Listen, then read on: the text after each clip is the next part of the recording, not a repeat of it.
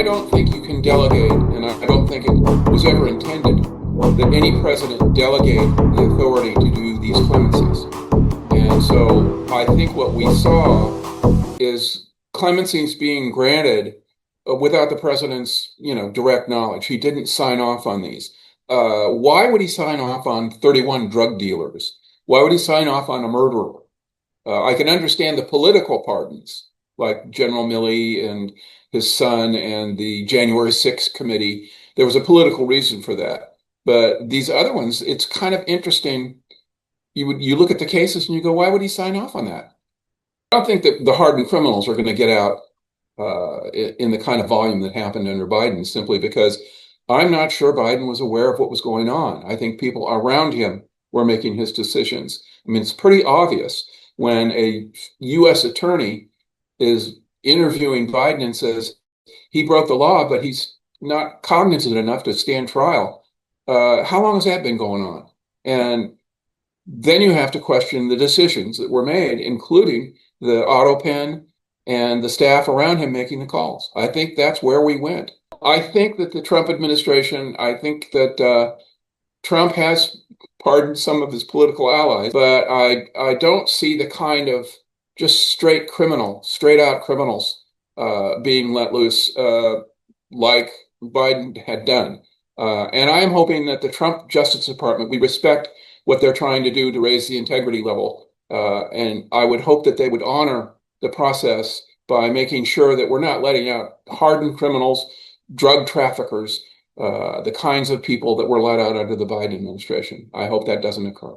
He also has a Justice Department that is very engaged in fighting crime and reducing drug trafficking and these kinds of things.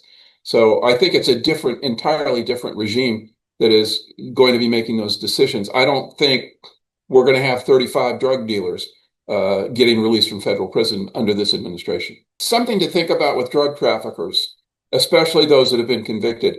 This is not their first party.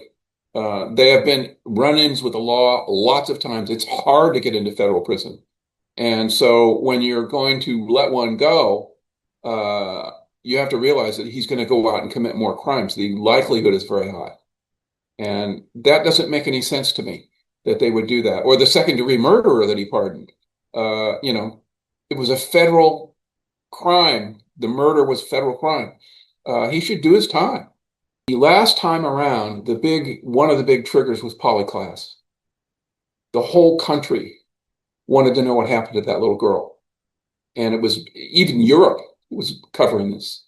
And when they found the repeat offender, Richard Allen Davis, who had kidnapped, raped, and killed her, and they realized what his record was, and he'd been let out and let out and let out, many second chances, everybody in California went, oh my God, we got to stop this.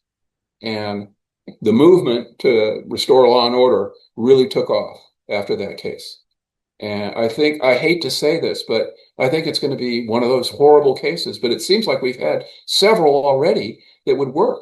You remember the UCLA student who was stabbed to death in a furniture store in one of the richest neighborhoods in Los Angeles by a repeat offender who just walked in and nobody was in the store and he just killed him and then walked away.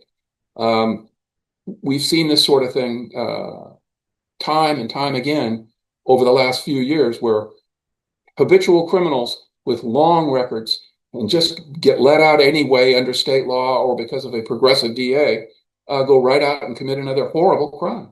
I guess you have to kill somebody to get in prison in California. And that's what I think the public is starting to become aware. I think they're about there. It didn't come this way overnight, and it's going to take a while to get rid of it. I'm really seeing it. I was there in the 80s when it happened, and I'm seeing the same thing now. So the good news is I think that the tide has turned, but again, it never goes fast enough. And people who are victimized by these repeat offenders, they're not going to be comforted by the fact that in 20 years we're going to get this straightened out. They're already a victim. So that's the sad part.